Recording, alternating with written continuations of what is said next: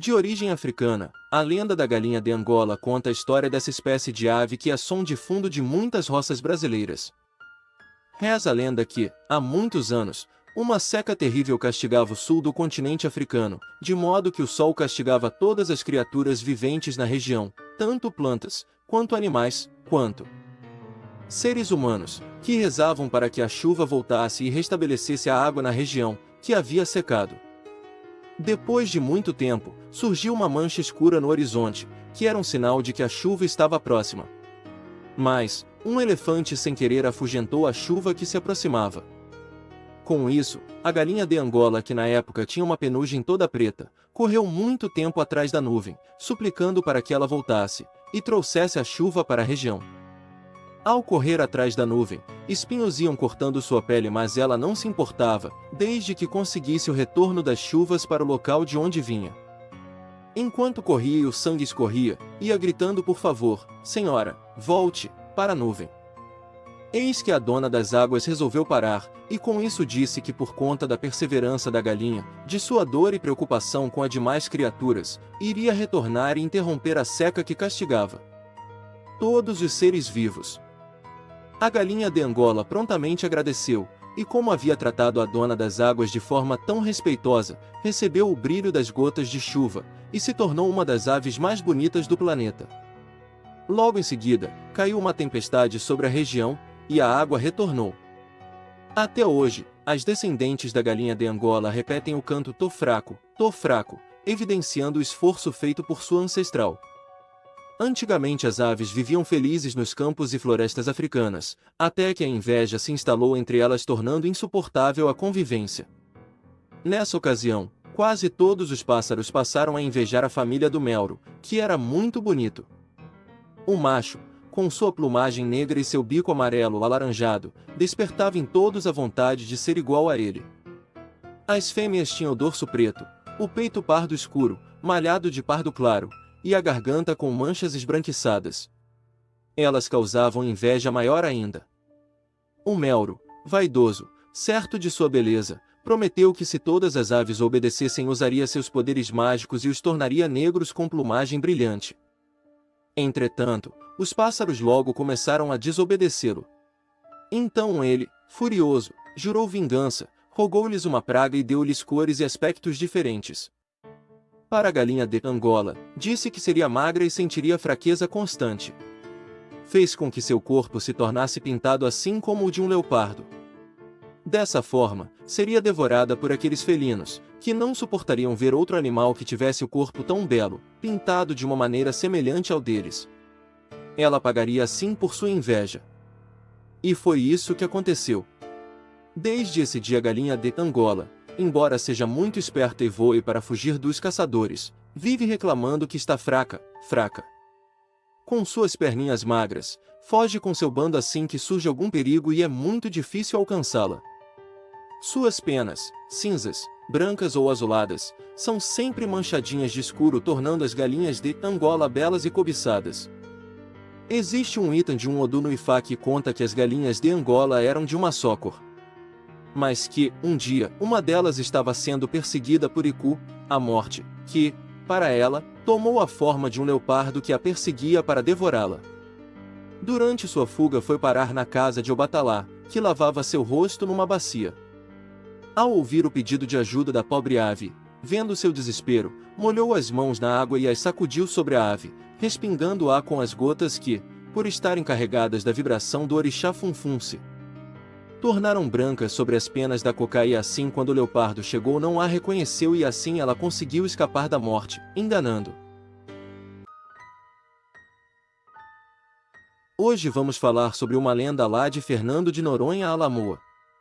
De origem vulcânica, formada por 21 ilhas, o paradisíaco arquipélago de Fernando de Noronha, localizado no estado de Pernambuco, tem seus encantos escancarados para todos, junto ao seu turismo sustentável. No entanto, o local também apresenta inúmeros mistérios, como lendas sobre gigantes petrificados, tesouros escondidos, monstros marinhos, fantasmas tenebrosos e até mesmo sobre um terrível dragão. Esses são apenas alguns exemplos de histórias fantásticas que rondam o imaginário do famoso arquipélago nordestino.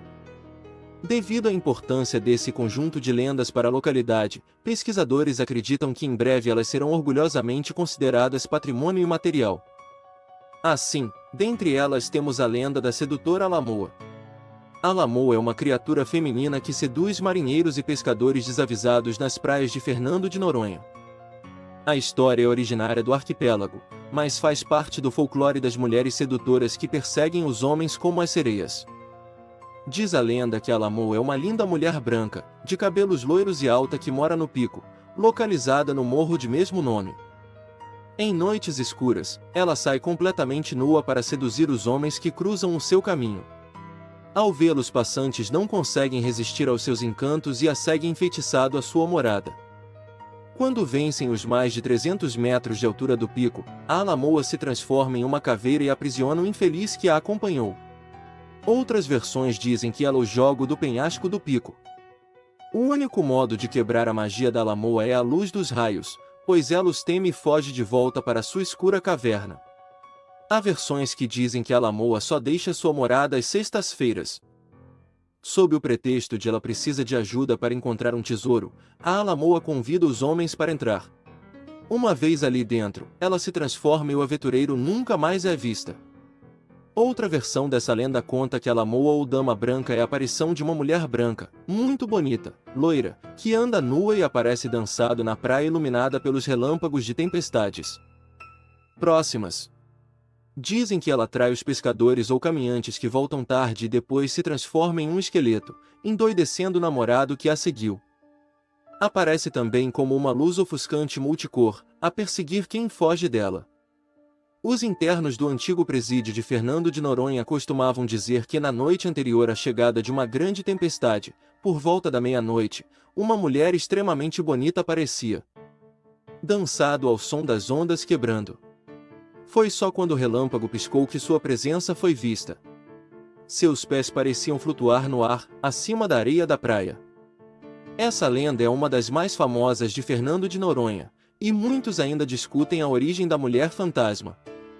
Alguns acreditam que ela é fruto de uma relação secreta entre um nórdico e uma brasileira que morava em Noronha. Outros imaginam que ela seria de origem francesa ou alemã. Alguns estudiosos afirmam que a história teria chegado junto com as invasões holandesas por conta do seu aspecto. No entanto, não há nenhum documento que comprove. Outras versões apontam que ela seria a primeira mulher a ser traída pelo marido. A partir daí, de alguma forma, ela se transforma na Alamoa, punindo qualquer homem casado que cruze seu caminho. Sua história sempre difere, mas algumas versões dizem que ela já foi rainha da ilha e ficou irritada com o fato de os humanos começarem a viver lá. Todas essas versões têm o mesmo objetivo: seduzir os homens. Bom pessoal, esse foi o vídeo de hoje. Como várias outras figuras do folclore, o Thunderbird, ou Pássaro do Trovão, é uma criatura lendária muito conhecida nas lendas de povos indígenas da América do Norte, onde é muito citado na arte, música e histórias contadas oralmente, passadas de geração a geração entre as tribos. Ele pode partir as nuvens ao voar por entre elas, e o bater de suas asas gera o som poderoso como o de um trovão. Seus olhos e garras emitem um brilho pulsante como o de um relâmpago. As lendas de algumas culturas citam o Thunderbird como sendo um único ser, mas há outras que consideram o Thunderbird uma espécie e não um ser individual. Existem ainda algumas histórias sobre Thunderbirds que podiam ganhar a forma humana, por retirar seus bicos e suas penas. Algumas lendas até mesmo dizem que alguns desses chegaram a formar famílias com humanos há muito tempo atrás, e que se alguém dessas tribos traçasse sua árvore genealógica, chegaria até seus ancestrais Thunderbirds. Alguns criptozoologistas, pesquisadores dedicados a estudar animais lendários ou desconhecidos, acreditam que as lendas sobre o Thunderbird surgiram quando povos antigos viram um animal real, mas que entrou em extinção com o passar do tempo. Há muito tempo atrás, contam as lendas que os animais possuíam as mesmas qualidades que os humanos. Certa vez, uma baleia assassina gigante começou a devorar todos os salmões do oceano e logo os humanos começaram a passar fome. Apesar de os líderes dos humanos implorarem para que ela parasse, ela apenas zombava deles. A situação chegou a um ponto em que os líderes resolveram se reunir para discutir o que fazer sobre o problema. Após um tempo, um forte vento começou a soprar, vindo da direção do mar. Raios cortaram o céu, trovões fizeram o chão estremecer. Eles sentiram então a presença de um ser invisível entre eles. "Se eu ajudasse vocês, o que vocês fariam por mim?" a criatura perguntou. Os humanos disseram-lhe que se os ajudasse, eles tratariam a natureza, os animais e uns aos outros da mesma forma gentil como sinal de admiração e respeito. Satisfeito com a promessa, o dono da voz apareceu, Thunderbird, o pássaro do trovão. Ele era muito, muito grande e tinha relâmpagos piscando em seus olhos e através de suas garras. O Thunderbird alçou voo produzindo um poderoso som de trovões com as batidas de suas asas. Ele pegou a baleia assassina do mar com suas garras e a jogou sobre a terra seca, onde seu corpo se transformou numa montanha.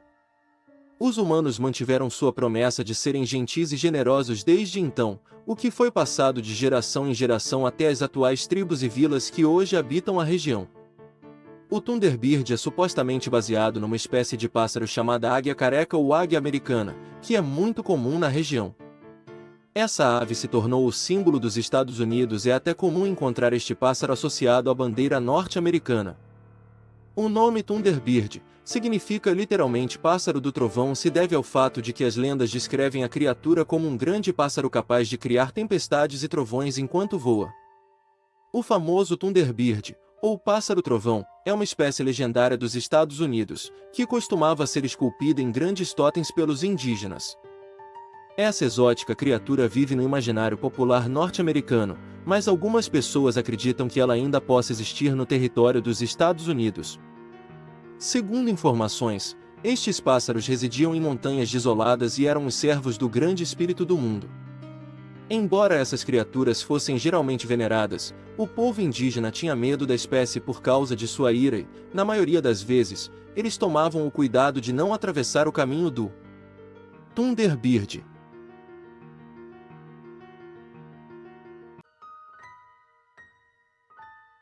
A lenda do Guaraná tem origem na região norte do Brasil e é uma das mais populares do nosso folclore. O Guaraná é um fruto originário da Amazônia. Segundo a lenda folclórica da região, ele é originalmente os olhos de um índiozinho que foi mordido por uma serpente quando estava apanhando frutos na floresta. Tudo aconteceu quando um casal de índios maués que não tinha filhos pediu ao deus Tupã que tornasse possível o seu desejo de serem pais.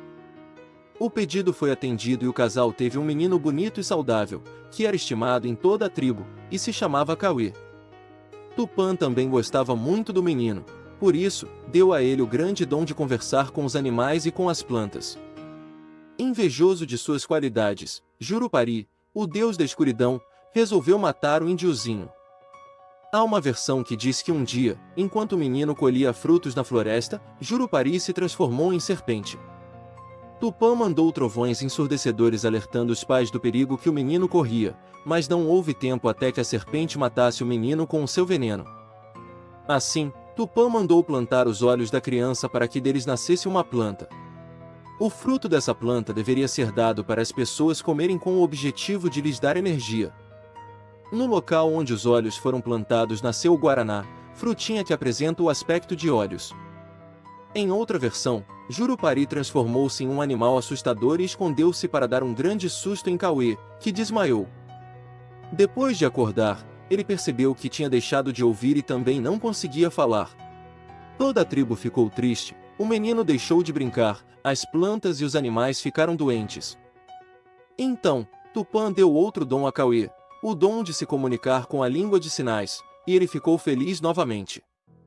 O índiozinho cresceu, teve filhos, ensinou a língua de sinais a todos, e quando morreu, seus filhos pediram a Tupã uma homenagem ao seu pai para que ele nunca fosse esquecido. Tupã atendeu o pedido e fez nascer a árvore do Guaraná, que deixou todos encantados com os seus frutos. A cor da frutinha lembrava o tom da pele de Cauê e as sementes lembravam os seus olhos. Numa outra versão, Onia Vazal é a personagem que dá origem à história do Guaraná. Ela é a dona do local conhecido como Nuzoquim, o paraíso para o Sateré Mavé, e possui um saber enorme sobre as plantas e os seus usos medicinais. Junto de seus dois irmãos, ela habitava o paraíso, e sua companhia era desejada por todos, desde seus irmãos, devido ao seu conhecimento sobre plantas, até os animais da floresta. Uma cobra, desejando Oniavazal como sua esposa, acabou a seduzindo com um perfume durante o seu caminho, e apenas tocar em uma das pernas da jovem foi o suficiente para que a engravidasse. Os irmãos de Oniavazal não aceitaram a gravidez e a expulsaram de sua casa.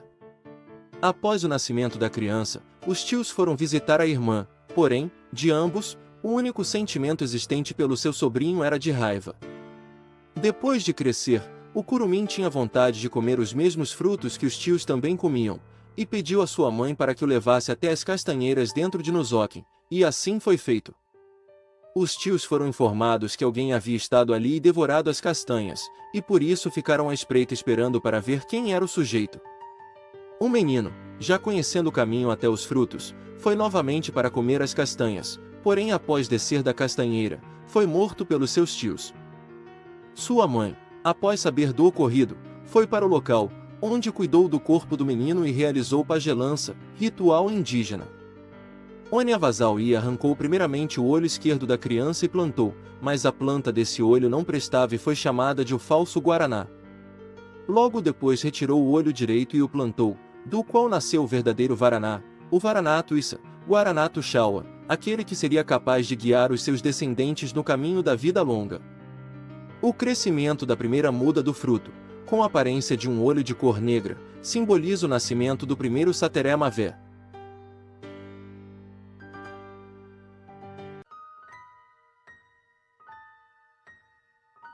O tutu é um monstro que faz parte do folclore brasileiro e é muito mencionado em canções de ninar cantadas para fazer crianças dormirem. Ele é associado com o bicho-papão. Na prática, o tutu é entendido como um bicho-papão, um monstro que devora as crianças que não dormem na hora certa. O tutu é de uma série de lendas usadas para amedrontar crianças e forçá-las a dormir, sendo essa uma prática muito comum na cultura europeia e que foi trazida para o Brasil durante a colonização. Apesar disso, o tutu é uma lenda que também sofreu influência da cultura africana, uma vez que o nome desse monstro se originou de uma palavra oriunda do quimbundo, um idioma que é falado em parte do território de Angola. A palavra em questão é kitutu, cujo significado é ogro ou papão. A lenda do tutu, como qualquer lenda presente no folclore brasileiro, sofre variações de acordo com a região do país em que se apresenta. Assim, ela pode ter algumas características distintas dependendo do lugar do Brasil em que estivermos.